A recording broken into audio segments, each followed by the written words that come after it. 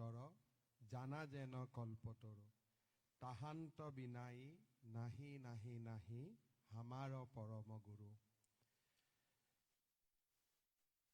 মুক্তিত নিস্পৃহ জিতু সেহি ভকত কনমু ৰসময়ী মাগুহু ভকতি সমস্ত মস্তক মনি নিজ ভকতৰ বৈশ্য ভজো হেন দেৱ যদুপতি যাৰ ৰাম কৃষ্ণ নাম নাৱে ভৱ সিন্ধু তৰি পাৱে পৰম পদ পাপী যত সদানন্দ সনাতন হেনয় কৃষ্ণ সদা উপাসা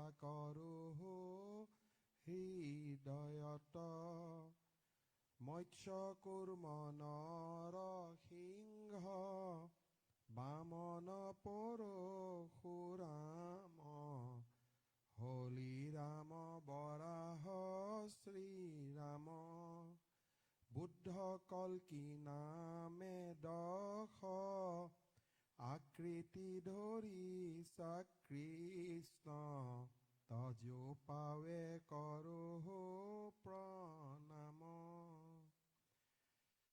ভগৱান পুৰুষ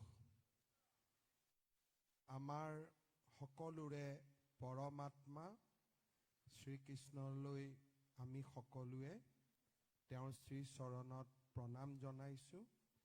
আজিৰ অনুষ্ঠানত আমাৰ সৈতে যোগ দিয়া অসমৰ বিভিন্ন সত্ৰৰ পৰা অহা সন্মানীয় প্ৰভু ঈশ্বৰসকলৰ শ্ৰীচৰণত মই প্ৰণাম জনাইছোঁ। শ্ৰীমন্ত শংকৰদেৱ সংঘ সত্ৰ মহাসভা একশৰণ ভাগৱতী সমাজ দেৱ দামোদৰ সংঘ এই উত্তৰ পূব ভাৰত হৰিদেৱ সংঘ শ্ৰী শ্ৰী বৰপেটা সত্ৰ শ্ৰী শ্ৰী আউনীআটী সত্ৰ দক্ষিণপাট সত্ৰ শ্ৰী শ্ৰী শলগুৰি সত্ৰ শ্ৰী শ্ৰী উত্তৰ কমলাবাৰী সত্ৰ শ্ৰী শ্ৰী নৰুৱা সত্ৰ ৰাঘৰগঙা সত্ৰ ধোৱাহাট বেলগুৰি সত্ৰ বদলা সত্ৰ শ্ৰী শ্ৰী ঈশ্বৰহাটী সত্ৰ শ্ৰী শ্ৰী চমৰীয়া সত্ৰ শ্ৰী শ্ৰী গড়মূৰ সত্ৰ শ্ৰী শ্ৰী দিঞ্জয় সত্ৰ শ্ৰী শ্ৰী গড়মূৰ সত্ৰ শ্ৰী শ্ৰী পাটবাউসী সত্ৰৰ ভকত বৈষ্ণৱসকল ইয়াত সমবেত আছে। প্ৰভু ঈশ্বৰসকল সকলোকে মই প্ৰণাম জনাইছোঁ। শ্ৰীমন্ত শংকৰদেৱ সংঘৰ পদাধিকাৰ বাপকে আদি কৰি সকলোকে মই প্ৰণাম জনাই মই মোৰ দুআষাৰ আৰম্ভ কৰিছোঁ।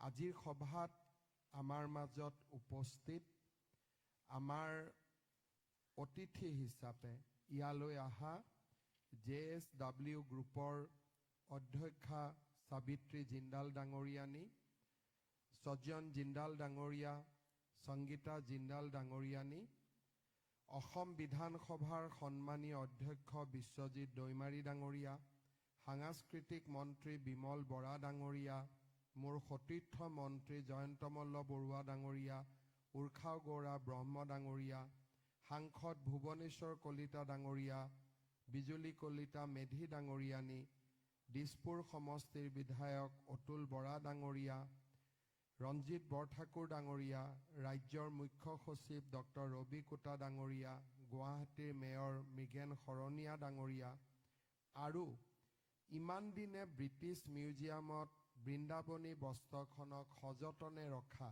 মিউজিয়ামৰ কিউৰেটৰ শ্ৰী ৰিচাৰ্ড ব্লাটন ডাঙৰীয়াকে আদি কৰি মঞ্চত উপবিষ্ট বিশিষ্ট ব্যক্তিসকল আৰু আইমাতৃসকল সন্মানীয় সুধীবৃন্দ, আজি আমাৰ অসমবাসীৰ বাবে এটা ঐতিহাসিক দিন।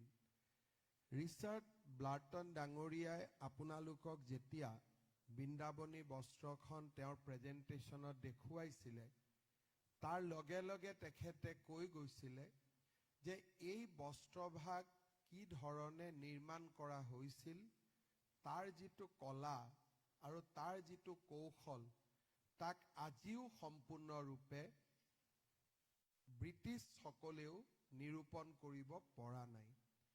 অৰ্থাৎ এখন অমূল্য আৰু ভগৱান প্ৰদত্ত যি আমাৰ অসমৰ সংস্কৃতি আছিল, অসমৰ সভ্যতাৰ প্ৰতীক আছিল, বহু বছৰ আগতে অসমৰ ভূমিৰ পৰা আঁতৰি গৈছিল। আমাৰ কোনো এটা প্ৰজন্মই যাক দেখিবলৈ পোৱা নাছিল, দেখাৰ অতুৰ আগ্ৰহেৰে সৈতে অপেক্ষা কৰি আছিলে। সেই বৃন্দাবনী বস্ত্ৰভাগ অসমলৈ আপোনালোকৰ দৰ্শনৰ বাবে উভতাই অনাৰ আজি এটা প্ৰথম প্ৰয়াস। পবিত্ৰ বৃন্দাবনী বস্ত্ৰভাগী অসমবাসীৰ বাবে কেৱল সাধাৰণ বস্ত্ৰ নহয়, বৃন্দাবনী বস্ত্ৰৰ সৈতে জড়িত হৈ আছে অসমীয়াৰ আবেগ, জাতীয় আৰু ধৰ্মীয় চেতনা। 16শ শতিকাত গুৰুজনা আৰু তেৰাৰ প্ৰপন্ন শিষ্য শ্ৰী শ্ৰী মাধৱদেৱৰ মাৰ্গদৰ্শনত তথা মথুৰাদাস বুঢ়াআটাৰ তত্বাৱধানত পাটবাউসী তাঁতিকুছিৰ শিল্পীসকলে বৈ ওলোৱা এই বস্ত্ৰভাগী আমাৰ অসমীয়াৰ স্বাভিমানৰ প্ৰতীক। বিভিন্ন ঘটনাৰ পাকচক্ৰত পৰি এই পবিত্ৰ বস্ত্ৰভাগী প্ৰথমে ভূটান, তাৰ পিছত তিব্বত আৰু শেষত 20শ শতিকাত সুদূৰ লণ্ডনৰ ব্ৰিটিছ সংগ্ৰহালয়লৈ পাইছিলেগৈ। শৈশৱৰ পৰাই বৃন্দাবনী বস্ত্ৰৰ আখ্যানে মোক আকৰ্ষিত কৰি আহিছিল। 2007 আৰু 2008 চনত ব্ৰিটিছ মিউজিয়ামত বৃন্দাবনী বস্ত্ৰক নিজ চকুৰে দেখাৰ মই সুযোগ পাইছিলোঁ। সেই অভিজ্ঞতা আছিল মোৰ জীৱনৰ আটাইতকৈ অবিস্মৰণীয় অভিজ্ঞতা। বস্ত্ৰভাগৰ বয়নশৈলী, ৰঙৰ উজ্জ্বলতা আৰু ইয়াত নিহিত হৈ থকা উন্নত শৈল্পিক আৰু কাৰিকৰী দক্ষতাই মোক স্তম্ভিত কৰিছিল। সেই মুহূৰ্তত মই গভীৰভাৱে অনুভৱ কৰিছিলোঁ, প্ৰতিগৰাকী অসমীয়াই জীৱনত অন্তত এবাৰ হ'লেও আমাৰ পূৰ্বপুৰুষসকলৰ এই অসাধাৰণ সৃষ্টিক ওচৰৰ পৰা দেখা পোৱাৰ সুযোগ পোৱা উচিত। সেই ভ্ৰমণৰ সময়তে মই অসমৰ বৃন্দাবনী বস্ত্ৰভাগ ৰাজহুৱা প্ৰদৰ্শনীৰ বাবে অসমলৈ অনাৰ সম্ভাৱনীয়তা সন্দৰ্ভত কথা বতৰা পাতিছিলোঁ। প্ৰায় 2 দশক জুৰি আমাৰ চৰকাৰসমূহেও বৃন্দাবনী বস্ত্ৰক উভতাই আনিবলৈ চেষ্টা কৰিছিল।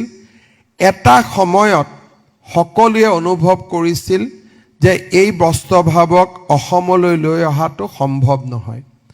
এটা সময়ত ময়ো ভাবিছিলোঁ যে এই কাম হয়তো জীৱনত আধৰুৱা হৈয়ে থাকি যাব। প্ৰধানমন্ত্ৰী ডাঙৰীয়াৰ লগত আলোচনা কৰিছিলোঁ।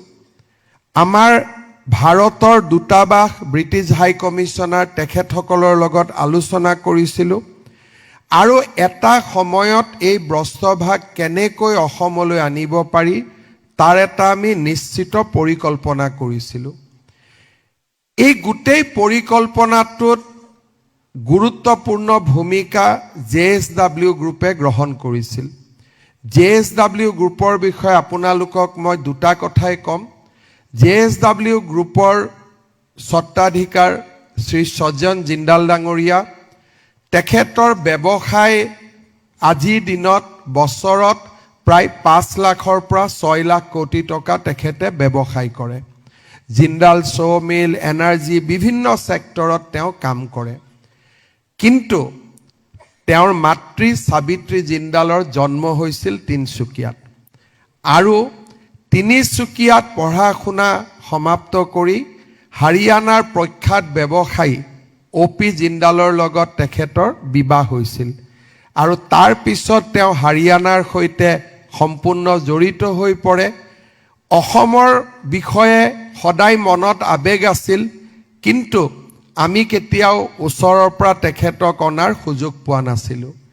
এডভান্টেজ অসম যেতিয়া আমি পাতিছিলোঁ, সেই সময়ত সজ্জন জিন্দাল ডাঙৰীয়াই তেখেতৰ মাতৃ সাবিত্ৰী জিন্দালক আৰু তেখেতৰ পত্নী সংগীতা জিন্দাল ডাঙৰীয়ানীক ইয়ালৈ লৈ আহিছিল। আলাপ আলোচনাত আমি দেখা পাইছিলোঁ যে কৰ্ণাটকৰ হাম্পিত আটাইতকৈ ডাঙৰ মিউজিয়াম, য'ত গোটেই হাম্পি সাম্ৰাজ্যৰ কীৰ্তি সংগৃহীত হৈ আছে, সেই মিউজিয়ামটো JSW গ্ৰুপে নিৰ্মাণ কৰিছিল। মই তেখেতসকলক অনুৰোধ কৰিছিলোঁ যে আপোনালোকে মোক সহায় কৰিব পাৰিব নেকি বৃন্দাবনী বস্ত্ৰভাগ অসমলৈ লৈ অহা। সংগীতা জিন্দাল ডাঙৰীয়ানে মোক কৈছিল যে মই ব্ৰিটিছ মিউজিয়ামৰ লগত বহুত কাম কৰি থাকোঁ, তেওঁলোকৰ সম্পদ আমি ভাৰতলৈ আনো, আমাৰ সম্পদ তেওঁলোকক আমি পঠিয়াওঁ, আৰু এই কাম মই সোনকালে আপোনালোকক কৰি দিব পাৰিম। এই আলোচনাখিনি হৈছিল যোৱা বছৰ এপ্ৰিল মাহত। ভাৰত চৰকাৰৰ কূটনৈতিক ব্যৱস্থা আৰু শ্ৰীমতী সংগীতা জিন্দাল ডাঙৰীয়ানীৰ ব্যক্তিগত প্ৰয়াসত আমি এটা পৰ্যায়লৈকে আগবাঢ়ি গ'লোঁ যে ব্ৰিটিছ মিউজিয়ামে আমাক দৰ্শনৰ বাবে, চাবৰ বাবে বৃন্দাবনী বস্ত্ৰভাগ অসমলৈ আহিবলৈ অনুমতি দিব। কিন্তু তাত কেইবাটাও চৰ্ত জড়িত হৈ থাকিব। যিখন বিমানেৰে আমি বৃন্দাবনী বস্ত্ৰভাগ আনিম, সেই বিমানখন এখন বিশেষ বিমান হ'ব লাগিব। কাৰণ এই বৃন্দাবনী বস্ত্ৰখন 500 বছৰৰ এখন পুৰণি টেক্সটাইল। ইয়াক অলপো যদি প্ৰয়োজনতকৈ বেছি সূৰ্যৰ কিৰণ পৰে বা প্ৰয়োজনতকৈ কম সূৰ্যৰ কিৰণ পৰে, বস্ত্ৰভাগৰ বয়স কমি যাব। আজিকালি ব্ৰিটিছ মিউজিয়ামত এই বস্ত্ৰভাগো প্ৰদৰ্শন নকৰে। কোনোবাই চাব বিচাৰিলে অসমৰ পৰা বা ভাৰতৰ পৰা মেইল কৰিলে তেওঁলোকে বিশেষ দিন এটাতহে আপোনালোকক মাতিব আৰু চাবৰ সুবিধা দিব। কাৰণ তেওঁলোকে অনুভৱ কৰে যে বস্ত্ৰভাগ এতিয়া লাহে লাহে তাৰ জীৱন কমিব আৰম্ভ কৰিছে, সেইকাৰণে ইয়াক সংৰক্ষণৰ আৰু বেছি প্ৰয়োজন।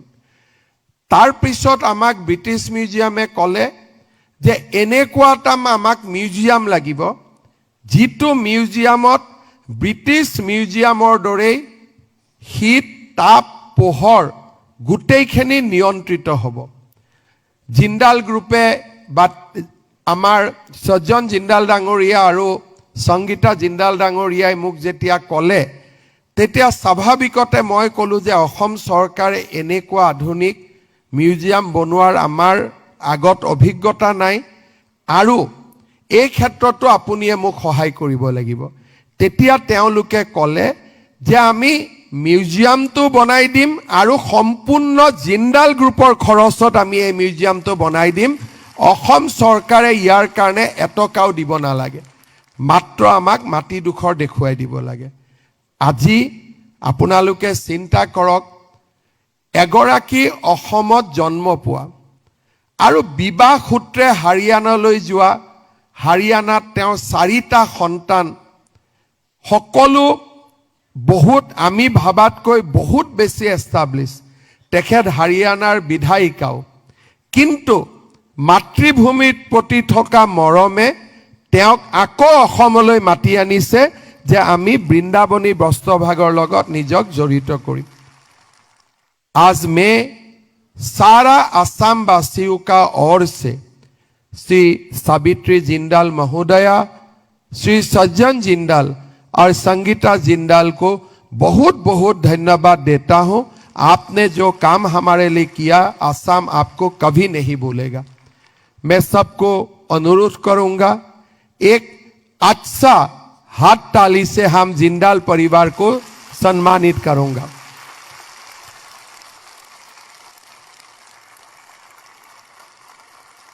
আৰু মই নিজে অনুভৱ কৰোঁ যে এই জিন্দালৰ পৰিবাৰে আজি আমাৰ ইয়াত মিউজিয়াম বনাবৰ কাৰণে আহিছে।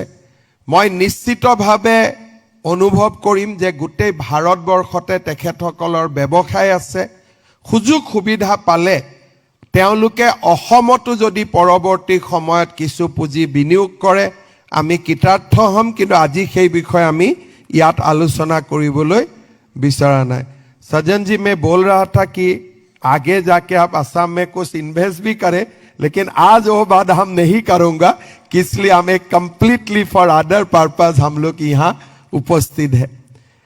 श्रद्धार सुधी मंडली 2021 सনৰ মোৰ মনত আছে 10 মে তাৰিখে মই অসমৰ মুখ্যমন্ত্ৰী দায়িত্ব লৈছিলোঁ।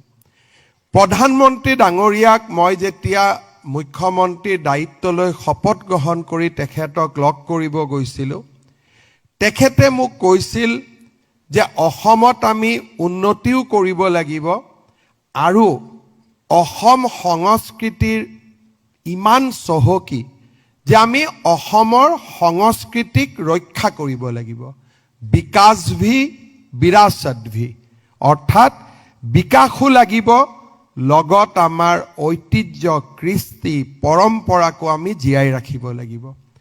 আপোনালোকে চিন্তা কৰক, প্ৰধানমন্ত্ৰী ডাঙৰীয়াই অসমলৈ 3 বাৰ আহিছিল কেৱল মাত্ৰ বিহু, বাগৰুম্বা আৰু ঝুমুৰ চাবলৈ।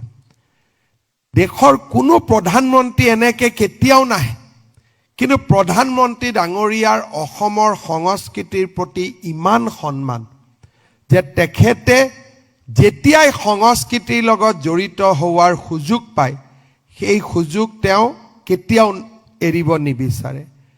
এই 5টা বছৰৰ ভিতৰতে অসমীয়াই ধ্ৰুপদী ভাষাৰ মৰ্যাদা পালে, বিহু, ঝুমুৰ, বাগৰুম্বা আজি বিশ্বৰ এক সাংস্কৃতিক মঞ্চত উজ্জ্বল নক্ষত্ৰ হিচাপে জিলিকি উঠিলে। চৰাইদেউ মৈদামে বিশ্ব ঐতিহ্যৰ স্বীকৃতি পালে, লাচিতৰ সুবিশাল প্ৰতিমূৰ্তি আৰু এতিয়া বৃন্দাবনী বস্ত্ৰ। এই 5টা বছৰ আছিল অসমৰ সংস্কৃতিক পুনৰ উদ্ধাৰ কৰাৰ সময়। আৰু যোৱা 5টা বছৰত আমি যদি কৰবাত স্কুল বনাইছোঁ, কলেজ বনাইছোঁ, মেডিকেল কলেজ বনাইছোঁ, দলং বনাইছোঁ, কিন্তু এই গোটেইবিলাকৰ বিকাশৰ আঁৰত আছিল যে আমাৰ সংস্কৃতিক আমি উদ্ধাৰ কৰিম আৰু অসমখনক আমি ভাৰতবৰ্ষৰ ভিতৰতে এখন উজ্জ্বল ৰাজ্য হিচাপে আমি প্ৰতিষ্ঠা কৰিম।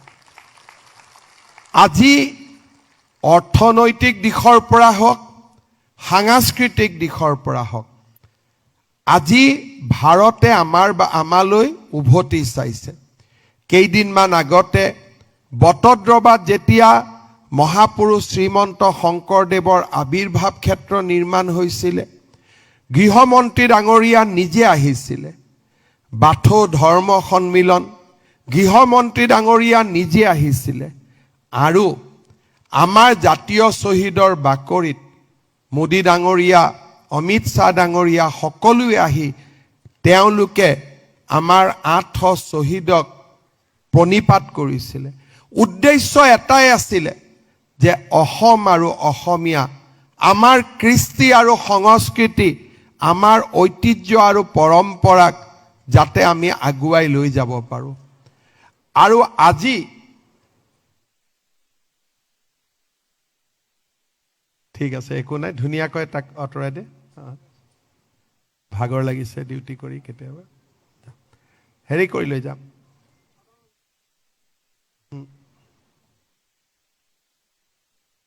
কোনোবাই এম্বুলেন্সটো 108টো মাতি দিব। হ'ব, একো নাই। আমাৰ এই 5টা বছৰ আছিল ঐতিহ্য আৰু পৰম্পৰাক পুনৰ উদ্ধাৰ কৰাৰ সময়। আজি যেতিয়া আপোনালোকে দেখা পায় যে আমাৰ অসমৰ সত্ৰ, বনভূমি, ট্ৰাইবেল বেল্ট এণ্ড ব্লক, এই গোটেইবোৰত এসময়ত অচিনাকি মানুহবিলাকে দখল কৰি লৈছিলে। আৰু এটা সময় আহিছিল যে জাতিটোৱে আত্মসমৰ্পণ কৰি দিছিলে যেন আমি আৰু একো কৰিব নোৱাৰো। কিন্তু 5টা বছৰত আমি সিদ্ধান্ত লৈছিলোঁ যে লাচিতৰ দিনতো অসমীয়াই আত্মসমৰ্পণ কৰা নাছিল আৰু আজিও অসমীয়াই আত্মসমৰ্পণ নকৰে। আজি অসমীয়াই অটল আৰু অবিচল হৈ থাকিল। 1.5 লাখ বিঘা মাটি, সত্ৰৰ মাটি, বনভূমিৰ মাটি, ট্ৰাইবেল বেল্ট এণ্ড ব্লকৰ মাটি আজি আমি উদ্ধাৰ কৰিলোঁ। আমি উদ্ধাৰ কৰা মাটিত মহাপুৰুষ শ্ৰীমন্ত শংকৰদেৱৰ আৱিৰ্ভাৱ ক্ষেত্ৰ আৰু যোৱাকালি আমি সোণাপুৰত গৈছিলোঁ। ট্ৰাইবেল বেল্ট এণ্ড ব্লকত যিসকল অচিনাকি মানুহ আছিল তাক উচ্ছেদ কৰাৰ পিছত আমি তাত চৰকাৰী প্ৰকল্প, অৰ্থাৎ আমাৰ সিদ্ধান্ত যে আজি উচ্ছেদ কৰা নহয়, অহাকালিও যাতে উচ্ছেদিত ভূমিত পুনৰ অচিনাকি মানুহ সোমাব নোৱাৰে। এয়া হ'ল আমাৰ জাতীয় জীৱনৰ সংকল্প। অসমীয়াই যদি এবাৰ চিন্তা কৰে, আমাৰ হাতত সকলো আছিল। বৃন্দাবনী বস্ত্ৰৰ এতিয়া প্ৰদৰ্শনত, ডিজিটেল প্ৰদৰ্শনত আপোনালোকে দেখিছে আমি কি অদ্ভুত পৰম্পৰাৰ উত্তৰাধিকাৰী আছিলোঁ। আমাৰ কিমান মহান পৰম্পৰা আছিল। এই অসমীয়াই 17 বাৰ পিঠুৰ পৰা লাচিতলৈ 17 বাৰ আমি মোগল আৰু তুৰ্বকক আমি পৰাজিত কৰিছিলোঁ। নালন্দা বিশ্ববিদ্যালয় যেতিয়া কোনোবাই জ্বলাইছিলে, সেই নালন্দা বিশ্ববিদ্যালয় জ্বলোৱা নায়কজনক আমি অসমৰ মাটিত মহাৰাজ পিঠুৱে তেওঁক পৰাজিত কৰিছিল। আমি কিমান ডাঙৰ শৌৰ্য আৰু বীৰ্যৰ অধিকাৰী আছিলোঁ, কিমান ডাঙৰ সংস্কৃতিৰ আমি অধিকাৰী আছিলোঁ, আৰু আমি কিমান এখন মহান দেশত জন্মগ্ৰহণ কৰাৰ সুযোগ পাইছিলোঁ। এই অসমীয়া জাতি কেতিয়াও পৰাজিত হ'ব নোৱাৰে। আমি সাংস্কৃতিকভাৱে উত্তৰণৰ ৰাস্তাত যাম, আমি আধ্যাত্মিকভাৱে উত্তৰণ কৰিম।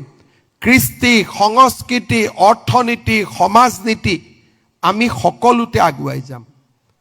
আৰু এই বৃন্দাবনী বস্ত্ৰভাগ যেতিয়া আমি অসমলৈ উভতাই আনিম, অসমীয়াই নিজকে নিজে আকৌ এবাৰ গৌৰৱ কৰিবলৈ সুযোগ পাব যে আমি এনে এখন মহান দেশত জন্মগ্ৰহণ কৰিছোঁ, যিখন দেশত মহাপুৰুষ শ্ৰীমন্ত শংকৰদেৱ, মাধৱদেৱ, মথুৰা দাস বুঢ়াতাই জন্মগ্ৰহণ কৰিছিল।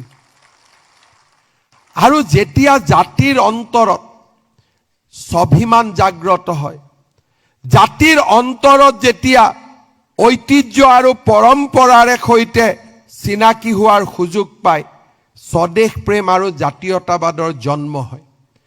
স্বদেশ প্ৰেম আৰু জাতীয়তাবাদ ব্যক্তিগত স্বাৰ্থৰ বস্তু হ'ব নোৱাৰে। ই হয় এটা জাতিটোক পুনৰ উদ্ধাৰ কৰাৰ, নৱজাগৰণৰ বাবে আমি ইয়াক আটাইতকৈ ডাঙৰ সম্পদ হিচাপে ব্যৱহাৰ কৰিব পাৰোঁ। যিটো সময়ত অসমীয়াৰ হাতৰ পৰা মাটি গৈছে, কৃষ্টি গৈছে, সংস্কৃতি গৈছে, ধৰ্ম গৈছে, সেই সময়ত বৃন্দাবনী বস্ত্ৰৰ অসম আগমনে আমাৰ নৱ প্ৰজন্মক প্ৰেৰণা যোগাব টু ৰিক্লেইম আৱাৰ গ্লৰি, পুনৰ দাবী কৰা, আমাৰ সভ্যতা সংস্কৃতিক পুনৰ দাবী কৰা। মই বিশ্বাস কৰোঁ যে আমাৰ সকলোৰে বাবে আজি দিনটো অত্যন্ত আনন্দৰ দিন, অত্যন্ত আৱেগৰ দিন। কাৰণ আজিৰে পৰাই আনুষ্ঠানিকভাৱে বৃন্দাবনী বস্ত্ৰক অসমৰ ৰাইজে চাব পাৰিব। সেই নতুন যাত্ৰাৰ আৰম্ভণি হ'ল। মই বিশ্বাস কৰোঁ 1.5টা বছৰৰ ভিতৰত আমি মিউজিয়ামটো নিৰ্মাণ কৰিম।